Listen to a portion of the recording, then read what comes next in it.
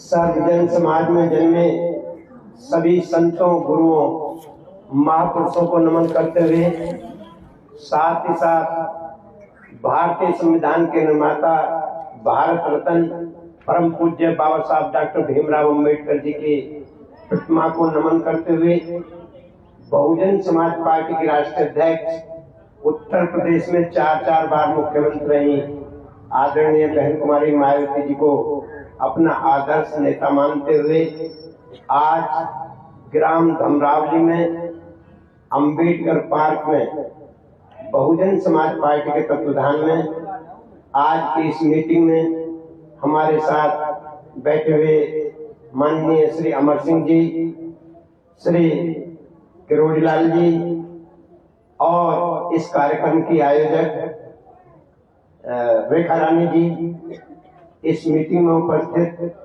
मेरे सभी सम्मानित बुजुर्गण, सम्मानित महिलाएं, नौजवान साथियों, दोस्तों। साथियों, मैं रात दिल्ली से ही आ रहा था।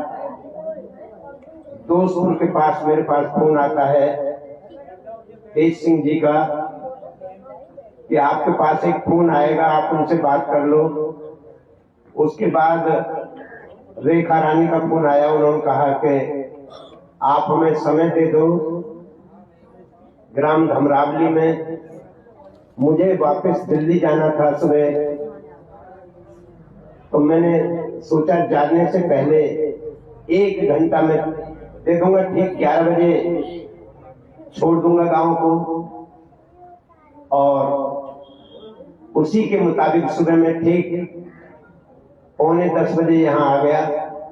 और आप लोगों के बीच में जो आपका उत्साह देखने को मिला है, जो लोग जागे हुए होते हैं वे लोग कुछ करने की तमन्ना रखते हैं, जो सोए हुए लोग होते हैं उनको कोई भी ज्ञान नहीं होता।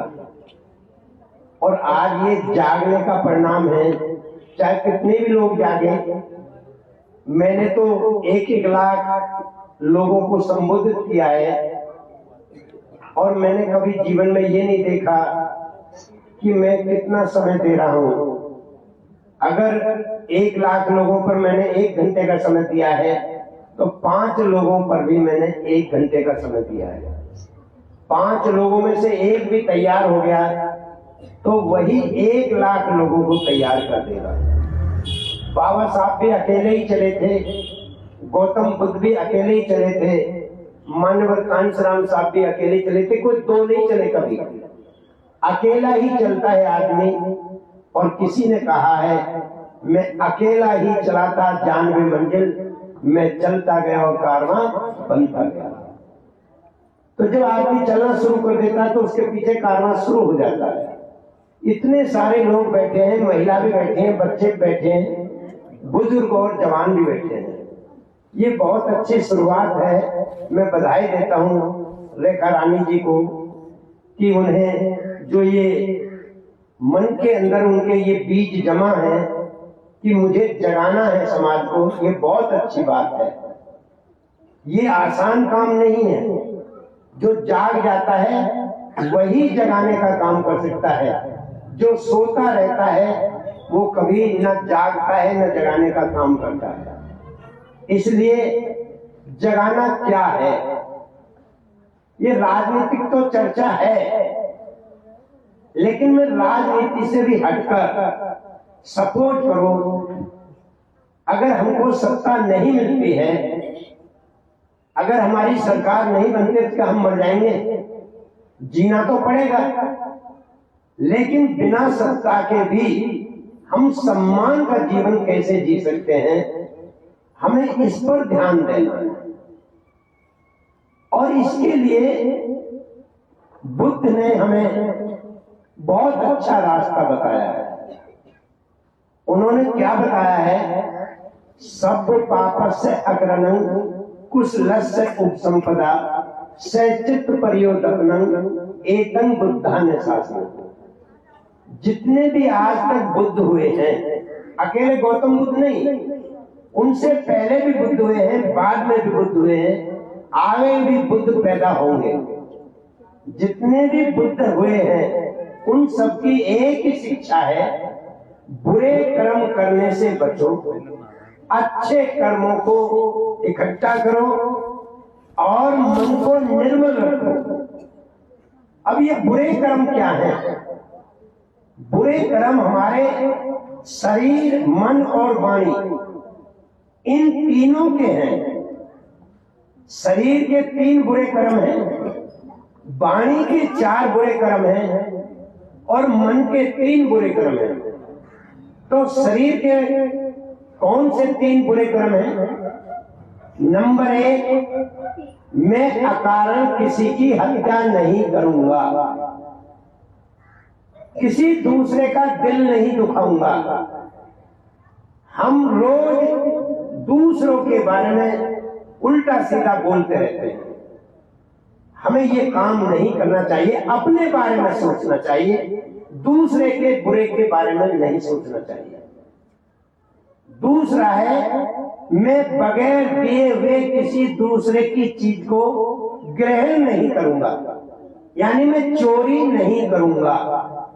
छोटी छोटी चीजों पर हमारा मन भटक जाता है, नहीं करेंगे चोरी, जब कुछ भी हो जाए। नंबर 3, मैं व्यभिचार नहीं करूंगा, यानी दूसरे की बहन बेटी मेरी बहन बेटी होगी। ये 3 हमारे शरीर के बुरे कर्म हैं, इनको अच्छे कर्म में बदलना चाहिए। 30 वाणी के 4 कर्म हैं। ये जो हमारी जीव है, ये जो हम बोलते हैं, इसके 4 दुष्कर्म हैं। पहला दुष्कर्म है झूठ बोलना। हम कदम कदम पर झूठ बोलते हैं, छोटी छोटी बातों पर झूठ बोल जाते हैं।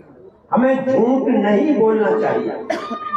नंबर 2, हमें कटु शब्दों का इस्तेमाल नहीं करना चाहिए, यानी अभद्र भाषा का, गाली गलौज का। हमें प्यार भरे शब्दों का इस्तेमाल करना चाहिए।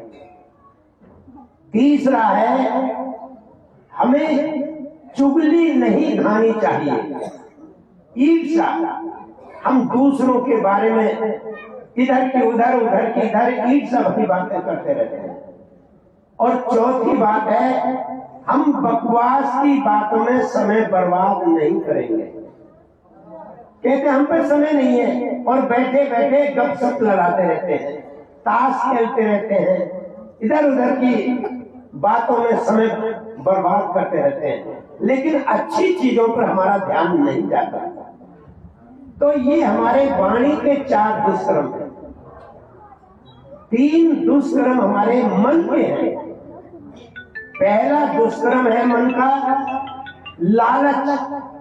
हम लोग बहुत जल्दी पाल लेते हैं, लालच में फंस जाते हैं।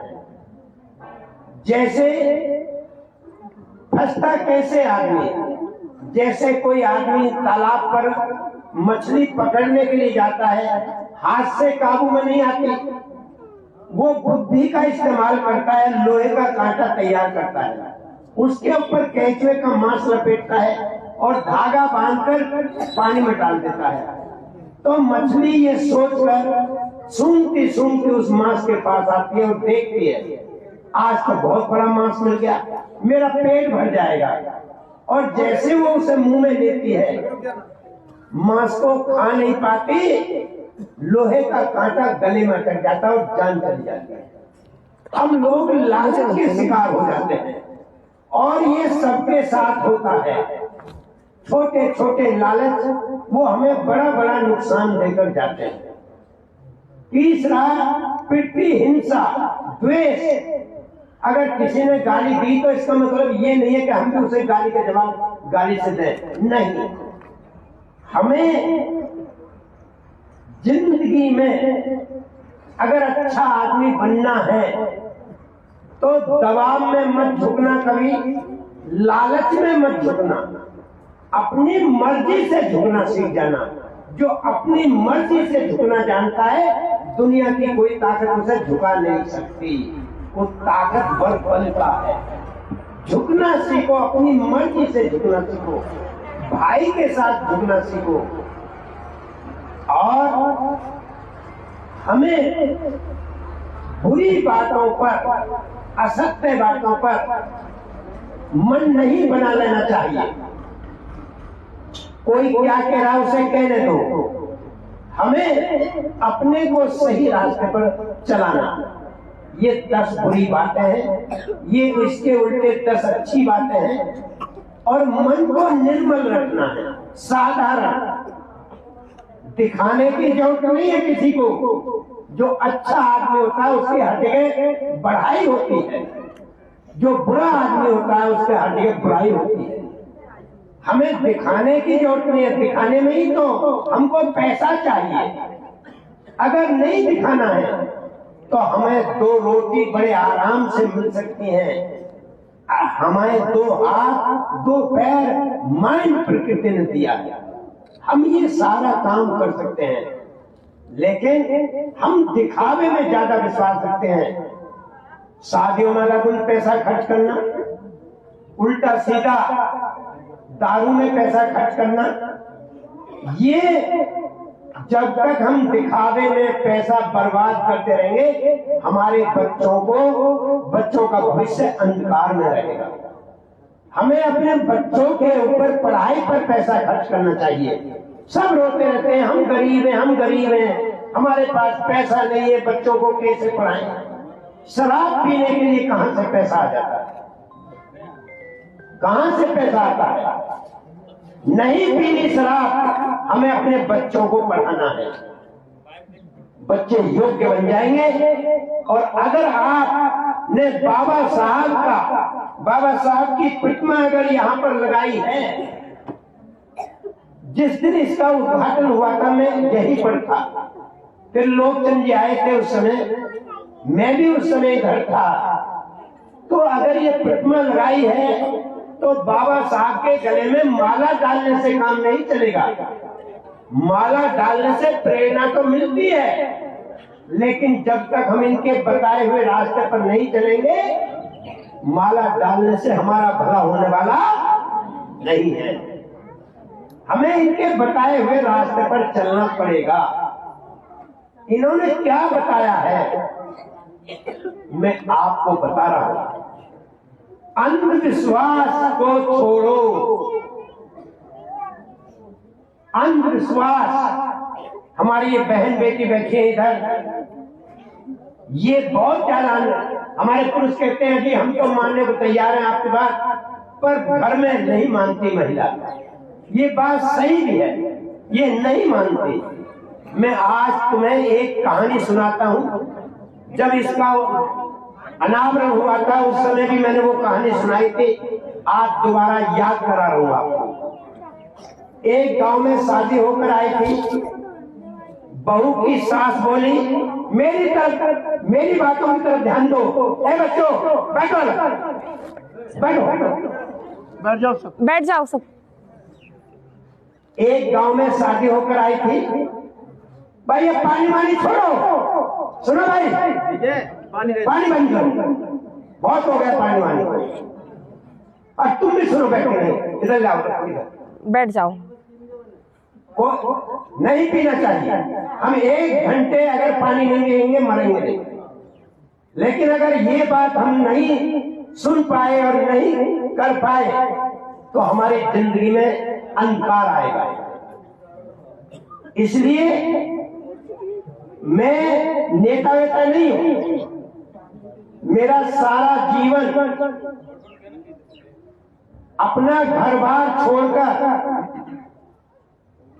5 मई 1980 से घर छोड़ा है मैंने, और लगातार आपका इस जिले में 1678 गांव हैं। साइकिल से घुमाता, लोग कहते थे पागल हो गया, पागल, क्या मिल जाएगा ये। मैंने कहा हाँ मैं पागल हूं, मैं समाज को जगाऊंगा। और उसका परिणाम ये हुआ कि आज पूरे जिले में बौद्ध के बारे में सब लोगों में एक प्रचार हुआ, जानकारी हुई। और आपके गांव में भी एक दो बार नहीं आया।